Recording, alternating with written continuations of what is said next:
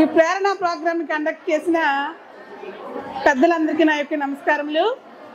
చక్కని కార్యక్రమాన్ని మా స్కూల్కి తీసుకువచ్చి మా పిల్లలందరికీ నైతిక విలువలను బోధించారు. అసలు మానవ జీవితంలో మానవతా విలువలు అంటే ఏంటి అనే విషయం అందరికీ తెలుసు, కానీ దాన్ని విడమర్చి చెప్పారు. బాధ్యతాయుతమైన వ్యక్తిగా తన యొక్క ధర్మాన్ని ఎలా నిర్వర్తించాలి, ఒక స్టూడెంట్గా తను ఎంత ఉన్నత శిఖరాలను ఏ విధంగా అధిరోహించడానికి సూచనలు చేశారు, సలహాలు ఇచ్చారు. ఒక బాధ్యతాయుతమైన ఉత్తమ పౌరులుగా, మంచి విద్యార్థినులుగా ఎలా ఎదగాలి అని చెప్పడానికి చిన్న చిన్న కథల రూపంలో రామాయణ మహాభారత కథలను వివరిస్తూ పిల్లలకి అర్థమైన రీతిలో చెప్పారండి.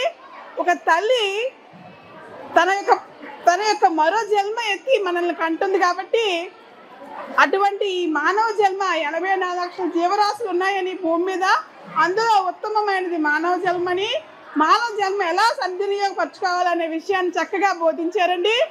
మా స్కూల్కి వచ్చి ఈ చక్కని కార్యక్రమాన్ని కండక్ట్ చేసినందుకు మా ప్రిన్సిపల్ గారి తరఫున, మా డీసీఓ గారి తరఫున, మా స్టాఫ్ తరఫున ప్రేరణ టీంకి ధన్యవాదాలు తెలియజేస్తున్నాను.